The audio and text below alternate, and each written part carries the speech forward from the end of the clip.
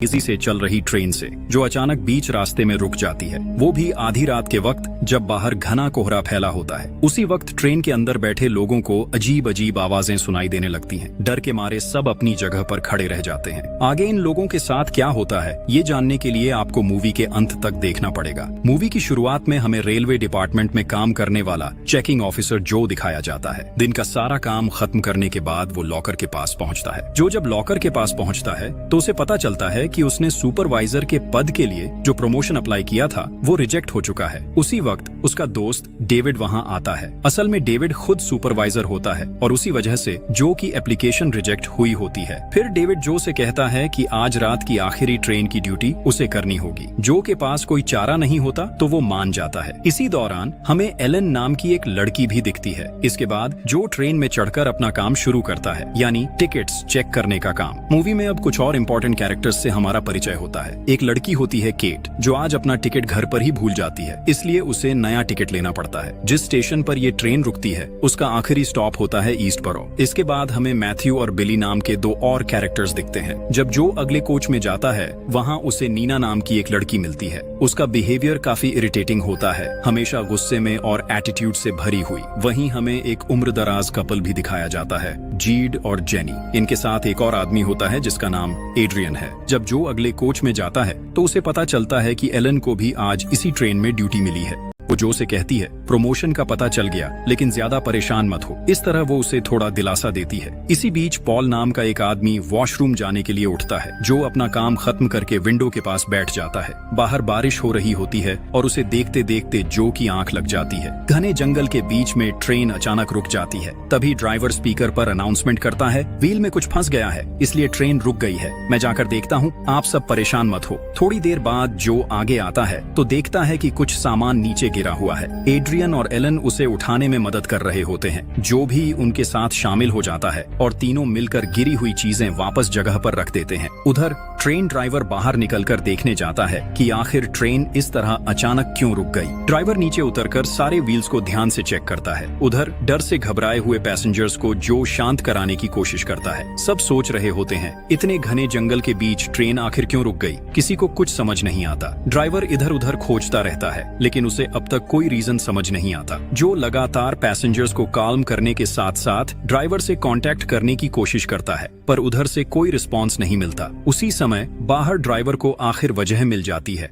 हिरन चक्के में फंस जाने की वजह से ही ट्रेन रुक गई होती है। ड्राइवर उसे बाहर निकालने की कोशिश करता है, लेकिन तभी जंगल के बीच से उसे कुछ अजीब सी आवाजें सुनाई देने लगती हैं। उसे ऐसा महसूस होता है जैसे कोई उसे देख रहा हो। उधर ट्रेन के अंदर नीना जोर जोर से गाना गा रही होती है, जिससे वो बुजुर्ग कपल परेशान हो जाते हैं। इसी बीच अचानक जंगल के अंदर से एक क्रिएचर निकलकर ड्राइवर पर हमला कर देता है। उस क्रिएचर के पैर जानवर जैसे होते हैं, लेकिन वो इंसान की तरह दो पैरों पर खड़ा होता है। काफी देर इंतजार करने के बाद भी ड्राइवर के बारे में कुछ पता नहीं चलता, इसलिए जो और एलन ड्राइवर के कैबिन के पास जाते हैं और डोर खोलकर देखते हैं, लेकिन अंदर कोई नहीं होता। दोनों बहुत कंफ्यूज्ड हो जाते हैं। जो फिर टॉर्च लेकर बाहर जंगल की तरफ देखता है, लेकिन वहाँ भी ड्राइवर कहीं दिखाई नहीं देता। इस बीच पैसेंजर्स सब परेशान और गुस्से में आ जाते हैं। वो चिल्लाने लगते हैं, आखिर यहाँ हो क्या रहा है, ट्रेन को फिर से स्टार्ट क्यों नहीं कर रहे। जब सब लोग कहते हैं कि हमें ड्राइवर से मिलना चाहिए, तो जो उन्हें बताता है ट्रेन में ड्राइवर नहीं है, वो बाहर चेक करने गया था लेकिन अब तक वापस नहीं आया। ये सुनते ही सबका टेंशन और बढ़ जाता है। सब सोचने लगते हैं, अगर ड्राइवर नहीं है तो अब क्या करें। तभी एड्रियन बोलता है, अब हमारे पास दो रास्ते हैं, या तो हम यहीं बैठकर किसी के आने का इंतजार करें या फिर ट्रेन से उतरकर पैदल रेलवे स्टेशन तक जाए। लेकिन मुश्किल ये है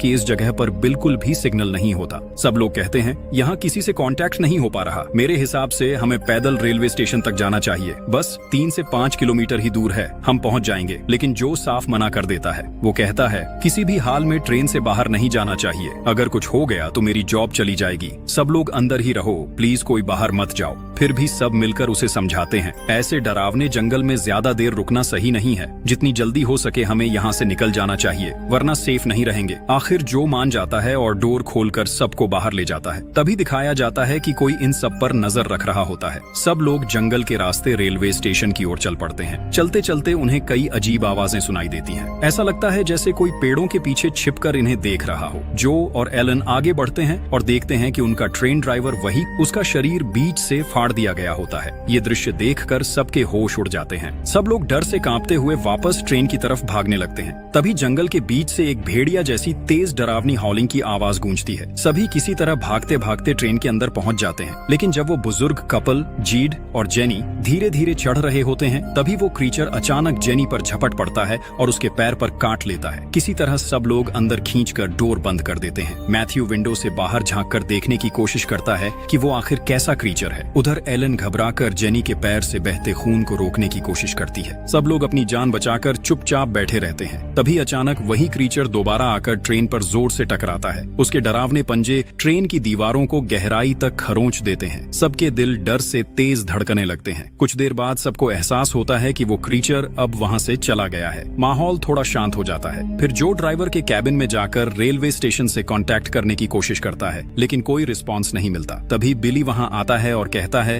हो सकता है ट्रेन की फ्यूल पाइप कट गई हो। उसे इंजन के बारे में अच्छी जानकारी होती है, इसलिए सब उसकी बात सुनने लगते हैं। इसके बाद सब लोग मिलकर सोचने लगते हैं कि अब क्या करना चाहिए। सब लोग एक कोने में बैठकर डिस्कशन करने लगते हैं। आखिर ये कौन सा जानवर है और ये हम पर हमला क्यों कर रहा है। कुछ लोग कहते हैं कि शायद वो बेयर होगा, जबकि कुछ उसे वुल्फ बताते हैं। तभी जेनी धीरे से कहती है वो कोई जानवर नहीं था, वो देखने में इंसान जैसा लग रहा था। इसी दौरान सबको अगले कोच से कुछ अजीब आवाजें सुनाई देने लगती हैं। सबका ध्यान उधर चला जाता है। एड्रियन, बिली और जो तीनों मिलकर देखने जाते हैं। आवाज टॉयलेट के अंदर से आ रही होती है। जब वो धीरे धीरे डोर खोलने ही वाले होते हैं, तभी अंदर से कोई जोर की हरकत होती है और जैसे ही वो चीज बाहर आने लगती है, सब सोचते हैं कि आखिर टॉयलेट में कौन हो सकता है। लेकिन डोर खुलते ही पता चलता है कि वो तो पॉल है, जो पहले वॉशरूम गया था। उसे सारी बातें बताई जाती हैं, ट्रेन रुकना, ड्राइवर का गायब होना और उस क्रीचर का हमला। लेकिन पॉल को इन सब पर यकीन नहीं होता। वो कहता है मेरा स्टेशन तो पीछे ही छूट गया और यहाँ तो जंगल के अलावा आसपास कुछ भी नहीं है। उधर जब जेनी के पैर का घाव देखा जाता है तो सब हैरान रह जाते हैं। वो जगह बहुत जल्दी इन्फेक्शन से सड़ने लगती है। इसी बीच डरी हुई केट नीना के पास जाकर बात करने लगती है। केट धीरे से नीना से कहती है मेरी भी एक बेटी है, तुम्हें देखकर मुझे उसकी याद आ जाती है। दोनों थोड़ी देर हंसते हुए बातें करती हैं, लेकिन तभी सबका ध्यान डोर की तरफ जाता है। बाहर वो क्रीचर जोर से दरवाजा तोड़ने की कोशिश कर रहा होता है अंदर आने के लिए। उसी वक्त नीना के फोन में थोड़ी देर के लिए सिग्नल आ जाता है और उसकी मॉम का कॉल आता है। सब कहते हैं उसे बताओ कि हम कहाँ हैं, लेकिन नीना इतनी घबराई होती है कि ठीक से कुछ बोल नहीं पाती, बस चिल्लाती रहती है। अचानक वो क्रीचर विंडो तोड़कर अंदर घुस जाता है और नीना को पकड़कर बाहर खींच लेता है। केट उसे बचाने की कोशिश करती है, लेकिन तभी वो क्रीचर नीना को भी मार देता है। जेड सोचता है कि अब तक जो लड़की मरी है उसी की तरह सबकी मौत पक्की है, इसलिए सब डरकर दूसरे बोगी में जाकर दरवाजा लॉक कर लेते हैं। अब बाहर निकलना भी नामुमकिन है और मदद के लिए कोई आने वाला नहीं। जेड सबको समझाने लगता है कि अगर कुछ नहीं किया तो हम एक एक करके मर जाएंगे, इसलिए बेहतर है कि वो चीज हमें मारने आए उससे पहले हम ही उसे मार दें।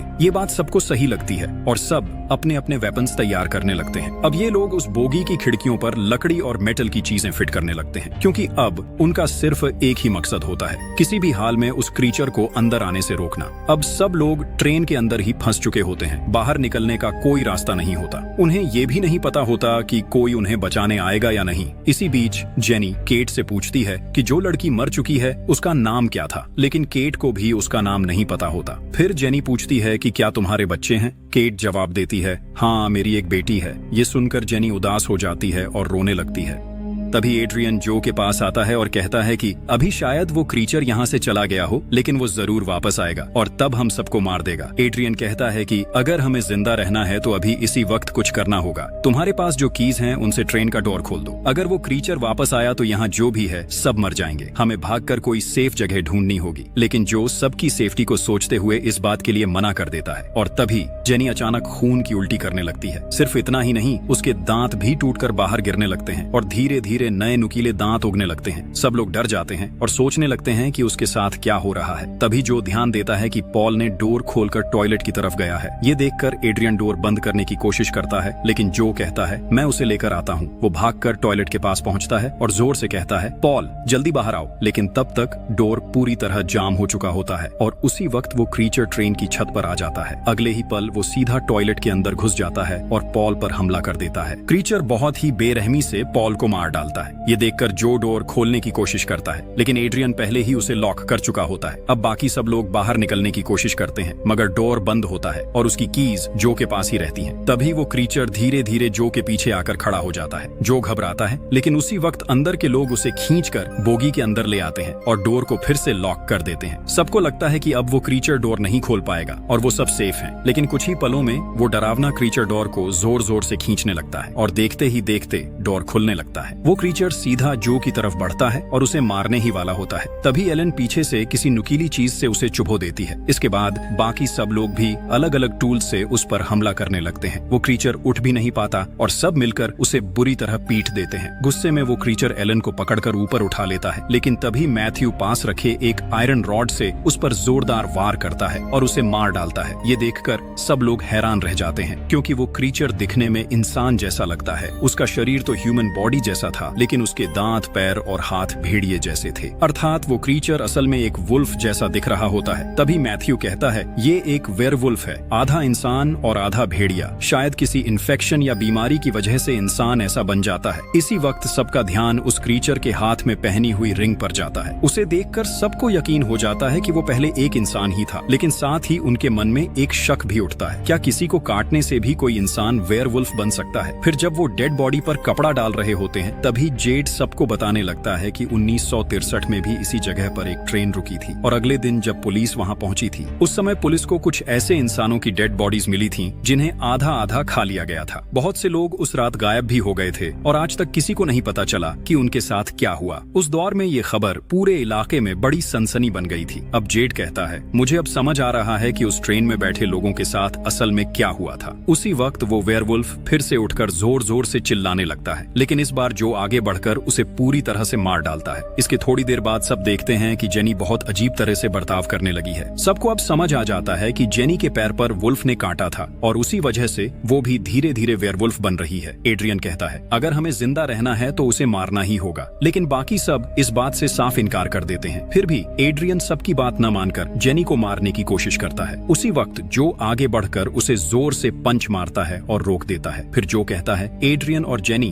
दोनों को बांध दो। सब उसकी बात मान लेते हैं। एड्रियन और जेनी को बांधने के बाद बिली टूटे हुए ट्रेन इंजन की फ्यूल पाइप ठीक करने के लिए आगे बढ़ता है। मैथ्यू भी उसके साथ जाने के लिए तैयार होता है। सबको बिली पर थोड़ा शक होता है। सब सोचते हैं कि क्या ये छोटा लड़का सच में ट्रेन को रिपेयर कर पाएगा। तभी बिली कहता है, मैंने ट्रेन पर ही इंजीनियरिंग कोर्स किया है, मुझ पर भरोसा रखो। फिर चारों, बिली, एलन, जो और मैथ्यू मिलकर ड्राइवर रूम में पहुंचते हैं। बिली उन्हें समझाने लगता है, जब तक मैं फ्यूल पाइप तैयार कर रहा हूँ, तुम लोग ध्यान से सुनो। जैसे ही मैं सिग्नल दूं, इंजन को स्टार्ट कर देना, और अगर सब कुछ ठीक से हो गया तो यहाँ से निकलते ही मैं आप सबको एक बड़ी पार्टी दूंगा। इसके बाद जो स्पीकर से ट्रेन के अंदर बैठे सब लोगों को बताता है कि अब वो इंजन स्टार्ट करने वाले हैं और सब लोग तैयार रहें। और फिर बिली और मैथ्यू बाहर निकलकर फ्यूल पाइप ढूंढने लगते हैं। बिली नीचे झुककर ट्रेन के नीचे लगी पाइप्स को चेक करने लगता है ताकि कहीं से लीकेज तो नहीं हो। उधर अंदर हमें पता चलता है कि एड्रियन और केट एक दूसरे को पहले से जानते हैं। दरअसल एड्रियन उतना अच्छा इंसान नहीं है जितना सब उसे समझते थे। इस आदमी का काम ही है लड़कियों को झूठ बोलकर धोखा देना। अपनी बीवी और बच्चों के रहते हुए भी वो अलग अलग लड़कियों को शादी का झांसा देता है। उसी तरह उसने केट को भी धोखा दिया था। उधर जॉनी की तबीयत लगातार बिगड़ती जा रही थी। ट्रेन के बाहर बिली कुछ रिपेयर कर रहा था। तभी मैथ्यू को लगने लगता है कि उनके आसपास कोई मौजूद है। उसी वक्त एलन जॉन से पूछती है, तू इतना बोरिंग सुपरवाइजर वाला प्रमोशन क्यों चाहता था? जो धीरे से कहता है, यहाँ से निकलने के बाद मैं ट्रेन से हमेशा के लिए दूर रहूंगा। उधर बिली अब भी फ्यूल पाइप ढूंढ रहा होता है। उसे आखिरकार कट चुकी पाइप मिल जाती है। वो टेप लगाकर लीकेज को बंद करने लगता है। तभी दूर से मैथ्यू को किसी की चीख सुनाई देती है। वही वेयरवुल्फ उठ चुका होता है और एक लड़की की आवाज में चिल्ला रहा होता है, मदद करो, बचाओ। मैथ्यू घबरा जाता है और दौड़ने लगता है। बिली पीछे से चिल्लाता है, कहीं मत जाना, रुक जा। लेकिन मैथ्यू उसकी बात नहीं सुनता और उस आवाज का पीछा करते हुए घने जंगल के अंदर चला जाता है। वो अब भी उस आवाज को सुन रहा होता है जो बार बार पुकार रही थी। मैथ्यू रुक कर कहता है, मैं तुम्हें बचा नहीं पाया। बिली जैसे ही फ्यूल पाइप को ठीक करता है, अचानक ट्रेन में बिजली वापस आ जाती है, लेकिन सब इंजन स्टार्ट करने से पहले रुक जाते हैं। वो चाहते हैं कि बिली वापस अंदर आ जाए। बाहर देखते हैं तो जहाँ बिली काम कर रहा था वहाँ अब कई वेयरवुल्व्स पहुँच चुके होते हैं। सब नीचे झांक कर देखते हैं, लेकिन बिली कहीं दिखाई नहीं देता।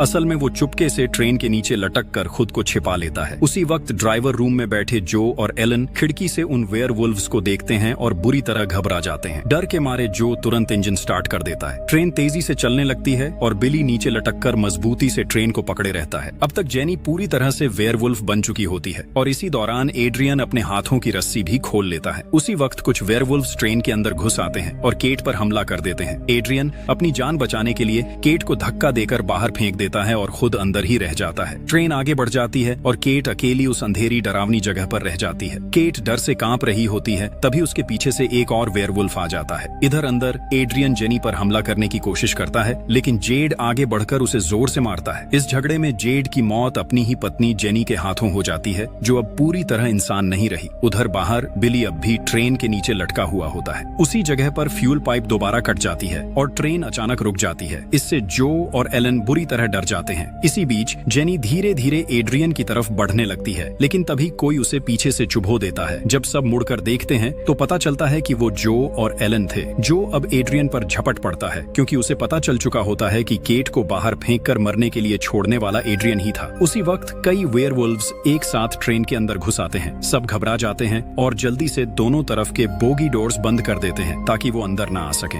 अब सब बाहर निकलने के लिए पीछे वाले एग्जिट डोर को खोलने की कोशिश करने लगते हैं। एड्रियन अचानक पलटकर जो और एलन दोनों पर हमला कर देता है। उसका मकसद सिर्फ एक होता है, जब वेयरवुल्व्स अंदर आए तो वो इन दोनों को उनके हवाले करके खुद भाग सके। लेकिन जो और एलन मिलकर उसे जोरदार तरीके से मारते हैं और एड्रियन नीचे गिर जाता है। तभी सब देखते हैं कि ट्रेन डोर में ही कीज फंसी रह गई है। एड्रियन जल्दी से उठकर डोर बंद करता है और कीज अपने साथ लेकर भाग जाता है। अब दोनों तरफ से वेयरवुल्व्स ट्रेन के अंदर घुसने लगते हैं। वो लगभग हमला करने ही वाले होते हैं कि तभी अचानक बिली वहां आ जाता है। वो अब भी जिंदा होता है। बिली जलता हुआ फ्यूल टॉर्च उठाकर वेयरवुल्व्स पर फेंकता है, जिससे अंदर आग लग जाती है। फिर वो जो को एक टूल देकर कहता है, डोर खोलो जल्दी। जो जैसे ही डोर को घुमाता है, डोर खुल जाता है। डोर खुलते ही जो, एलन और बिली तीनों बाहर कूद जाते हैं। लेकिन जैसे ही वो भागने लगते हैं, वेयरवुल्व्स बिली पर झपट पड़ते हैं और उसे खींचकर अपने साथ ले जाते हैं। जो और एलन कुछ नहीं कर पाते। अब उनके पास कोई और रास्ता नहीं होता। दोनों तेजी से जंगल के रास्ते से होकर अगले स्टेशन की तरफ भागने लगते हैं, लेकिन पीछे से वेयरवुल्व्स उनका पीछा करते रहते हैं। थोड़ी दूर आने के बाद जो समझ जाता है कि अब इनसे बच पाना नामुमकिन है। वो रुककर एलन से कहता है, मैं तुमसे हमेशा प्यार करता था, अब तुम यहाँ से भाग जाओ, मैं इन्हें डिस्ट्रैक्ट करता हूँ। एलन की आंखों में आंसू आ जाते हैं। वो कहती है, नहीं जो, मैं तुम्हें अकेला छोड़कर नहीं जा सकती। एलन को चाहे मन से मंजूर ना हो, लेकिन जो के जोर देने पर आखिरकार वो वहाँ से भागने लगती है। उसी वक्त 3 वेयरवुल्व्स आकर जो को चारों तरफ से घेर लेते हैं। जो पूरी ताकत से उनसे लड़ने की कोशिश करता है, लेकिन वो तीनों मिलकर उस पर टूट पड़ते हैं। आखिरकार वो उसे काट लेते हैं और जो की दर्दनाक चीख जंगल में गूंज उठती है। इसके बाद सीन बदलता है। हमें दिखाया जाता है कि एलन किसी तरह भागकर ईस्ट ब्रो रेलवे स्टेशन तक पहुंच चुकी है। अब वहां सिर्फ वही एक जिंदा बची होती है। लेकिन दूसरी तरफ एड्रियन, जो अभी तक जंगल में भटक रहा होता है, एक जगह पहुंचता है जहां दर्जनों वेयरवुल्व्स इकट्ठा होते जा रहे हैं। आखिर में सारे वेयरवुल्व्स मिलकर एड्रियन को घेर लेते हैं। उसी वक्त जो अब खुद वेयरवुल्फ बन चुका होता है, उसके सामने आकर खड़ा हो जाता है। यहीं पर एड्रियन की कहानी खत्म हो जाती है और इसके साथ ही मूवी का अंत भी हो जाता है। उम्मीद है ये मूवी आपको जरूर पसंद आई होगी। अगर पसंद आई तो कमेंट में बताना इस मूवी में आपको सबसे ज्यादा क्या अच्छा लगा, और अगर वीडियो अच्छा लगा हो तो लाइक